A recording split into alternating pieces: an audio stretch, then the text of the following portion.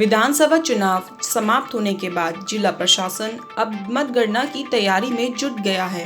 विधानसभा चुनाव को लेकर जिले की सभी 6 सीटों मुरादाबाद शहर, मुरादाबाद देहात, बिलारी, कुंदरकी, ठाकुरद्वारा और कांट पर मतदान कार्य 14 फरवरी को समाप्त हो चुका है। वोटों की गिनती 10 मार्च को होनी है। इसी की तैयारी के लिए प्रशासन पूरी तरह से जुटा हुआ है, जिसको लेकर मुरादाबाद के जिलाधिकारी शैलेंद्र कुमार सिंह का कहना है कि 10 मार्च को सुबह 8 बजे मतगणना का कार्य शुरू हो जाएगा। मतगणना को लेकर सभी व्यवस्थाओं की तैयारी चल रही है। मुरादाबाद में मतदान भी शांतिपूर्ण तरीके से संपन्न हुए हैं। इसके लिए सभी जनपदवासी बधाई के पात्र हैं। काउंटिंग के लिए हम तैयारियां पूरी कर चुके हैं, जो बची हैं वह चल रही हैं। सबसे पहले स्टोर रूम प्रत्याशियों की उपस्थिति में सुबह 7 बजे से खोल दिए जाएंगे। देखिए 10 तारीख को प्रातः 8 बजे से मतगणना का कार्य शुरू होगा और उस मतगणना की जो बेसिक व्यवस्थाएं हैं, कार्मिकों की ड्यूटी, उनका प्रशिक्षण और मतगणना हॉल की तैयारी, वहाँ इलेक्ट्रिसिटी, बैठने आदि की व्यवस्था, एजेंट के प्रवेश की व्यवस्था, जो हमारे कर्मी होंगे उनके प्रवेश की व्यवस्था, जो हमारी कंट्रोल यूनिट मतगणना काउंटर तक टेबल पर लाई जाएगी उसकी व्यवस्था, प्लस हर राउंड के टेबलेशन की व्यवस्था, ये सारी व्यवस्थाएं हमारी चल रही हैं और जो समय उसके लिए टाइम शेड्यूल निर्धारित है उसके हिसाब से हम लोग कार्रवाई कर रहे हैं।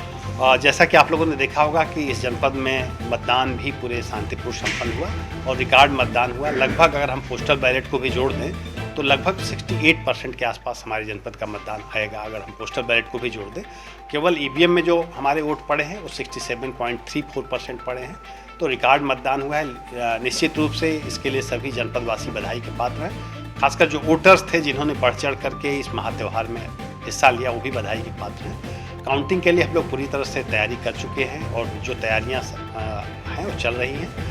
सबसे पहले प्रातःकाल लगभग 7 बजे के आसपास हमारा स्ट्रांग रूम पॉलिटिकल पार्टीज और जो हमारे प्रत्याशी होंगे उनकी उपस्थिति में खोला जाएगा और 8 बजे से ठीक हम लोग सबसे पहले पोस्टल बैलेट काउंट करना शुरू करेंगे और 8:30 बजे से अगर पोस्टल बैलेट काउंट हो गया है तो भी और नहीं काउंट होता है तो हम लोग जो कंट्रोल यूनिट है उसकी भी काउंटिंग शुरू कर देंगे। तो 8:30 बजे तक से दोनों काउंटिंग शुरू होगी और हम लोग समझते हैं कि शाम के 4 बजे तक हमारी सभी मतगणना लगभग कंप्लीट हो जाएगी।